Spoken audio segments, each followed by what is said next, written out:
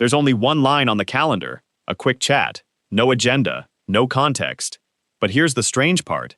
Before you even click accept, at least 3 people in the office already know why you've been called in. How?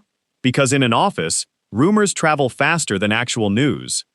Sometimes so fast that the entire office knows someone is quitting before that person has even figured out how to say it. Now, I'm going to tell you something, and it'll make sense in a few minutes. One of the 10 people you're about to meet is you. You don't know which one yet, and I'm not going to tell you. Not yet. But I promise, by the end, you'll know. And the next time you watch yourself, or one of your coworkers, leave a job, you'll probably see it very differently. Let's begin. Let's start with the type that's hardest to catch. That was the plan all along. The silent exit sends no goodbye email, gives no dramatic farewell speech, and doesn't go around shaking hands in the break room. One day, there's a mug and a few sticky notes on their desk. The next day, the desk is empty. No plant, no picture frame, nothing to suggest they spent years sitting there. They go through their entire notice period as if nothing is happening. Same lunch break, same conversation about the weather, same Tuesday status update, right up until the final hour. Then they quietly hand in their badge and slip out through the side door, like their boss simply let them leave early. From the outside, it can look like the place wasn't even worth saying goodbye to. But what if the opposite is true? Most of the time, it is. Sometimes they cared so much that they don't trust themselves to say anything. They're afraid they'll say something they regret. Or maybe it's simpler than that. They're afraid they'll start crying in front of the entire finance department. 2 weeks later, someone finally notices the empty desk. Unlike the people who disappear quietly, some turn their goodbye into a full performance. Meet the farewell speech giver. They turn a 2-minute goodbye into an entire ceremony. They book the biggest conference room. They bring printed handouts nobody will ever read. And somehow, I still don't know how they manage this, they work the company mission statement into the speech. They thank the intern who refills the printer. They thank the IT team that never actually fixed their laptop. They even thank the manager secretly checking their phone under the table. Then comes the line, "To everyone who believed in me." At least 2 people in that room definitely didn't. What makes this type memorable isn't the sincerity, it's the length. Something that should take 90 seconds somehow turns into 15 minutes. There's an unexpected slideshow, and there's always a joke sitting somewhere between personal growth and deeply embarrassing.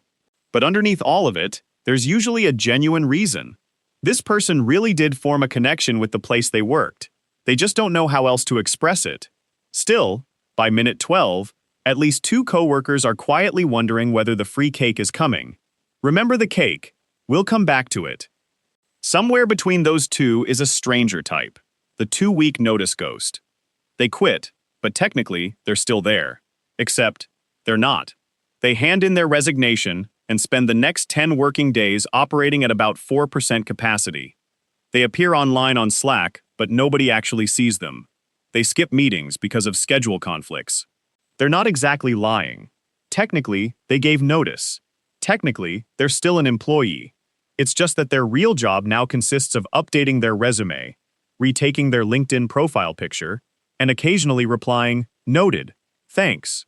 The strangest part is that everyone knows they still work there, but nobody expects anything from them anymore. At the complete opposite end of that quiet withdrawal is someone who walks in with a very different kind of energy, the burn-it-all-down exit. They treat the exit interview like the one opportunity they've been waiting for their entire career, and they use every second of it. Favoritism. That weekly meeting that should have been an email for the past 3 years. The manager who takes credit in front of leadership but disappears the second something goes wrong. None of it is technically a lie, and that's exactly what makes it hit so hard. This usually isn't a screaming match. They're often calm, specific, and confident, almost like they rehearsed it beforehand. Names, dates, maybe even a screenshot. And everyone in the room is thinking the same thing. Why didn't they say any of this earlier? And why are they saying it now? Then there's the opposite kind of problem, the one who tells everyone except the boss. They tell the person sitting next to them, they mention it in the group chat, they casually bring it up to someone in the elevator, and somehow, they never manage to tell the one person who was supposed to hear it first. It isn't always avoidance. Sometimes it's timing. Sometimes it's nerves. Sometimes it's simply easier to tell someone who isn't immediately going to ask you about the transition plan.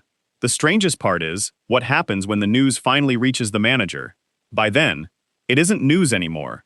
Everyone in the office already knows. The boss is the last person to find out, and suddenly, one uncomfortable conversation has turned into a small office rumor simply because nobody spoke directly. Eventually, the question becomes almost as important as the resignation itself. If everyone knew, why didn't anyone tell the person who actually needed to hear it? Standing right next to that type is someone who manages to leave without really saying anything at all. The overly diplomatic exit. Every question gets answered with a slightly different version of the same sentence. It just felt like the right time for something new. Ask if they were happy, and you get. It was a great learning experience. This isn't so much honesty as self-protection. The real reasons stay locked behind polite sentences that technically say almost nothing. Now here's a question. Can the internet find out that you're leaving before your own boss does? For the person who has already updated LinkedIn, the answer is yes.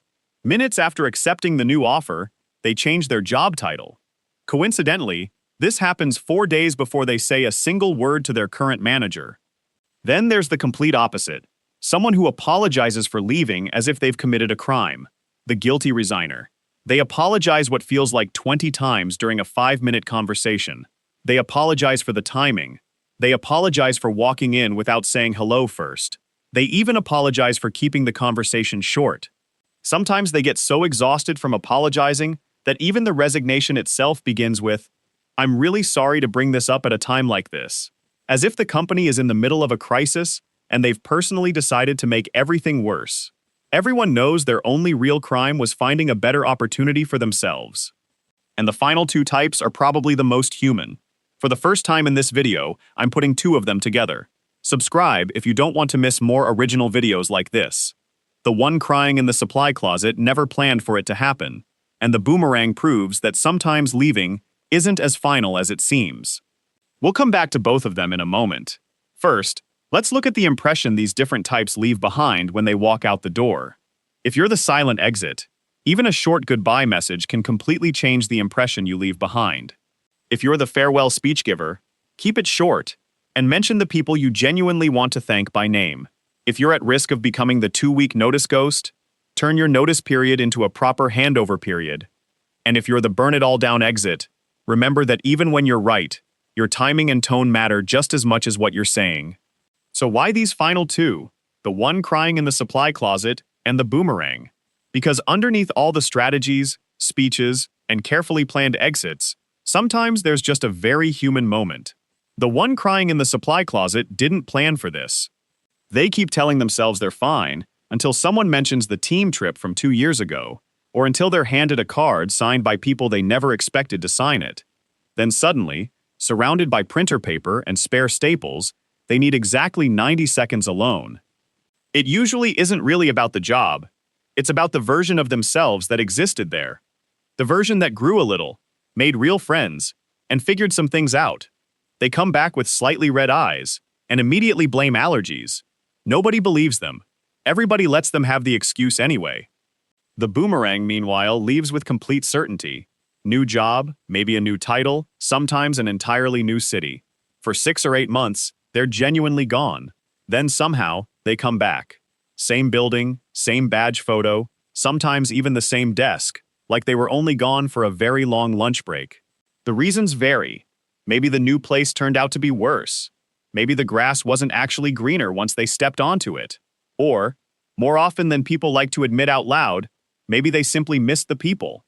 If you think there's even a chance you might become a boomerang one day, remember this. Closing a door without burning it means you can still open it again later. Management welcomes them back with open arms and a suspiciously large raise, which probably tells you something about how difficult they were to replace in the first place. 10 types, a lot of different reasons for walking out the door. But remember what I told you at the beginning? That one of them is you. So what are you going to do with that? Whichever type you are, every exit leaves long-term consequences behind. If you're the silent exit, your reputation might remain reliable, but distant. If you're the burn-it-all-down exit, you may feel relieved in the moment, but industries are smaller than they seem. 5 years from now, a reference call could bring that conference room conversation right back into your life. And if you're the overly diplomatic exit, you probably won't offend anyone, But nobody may really remember you either. And what if you're the manager? Eventually, it'll be your turn to watch one of your employees leave. No matter which type you're dealing with, your response will influence how much the people who remain trust you afterward.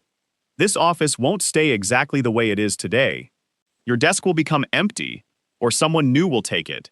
And 2 weeks later, somebody will ask, "Wait, didn't they used to sit here?" That isn't necessarily sad, it's just real.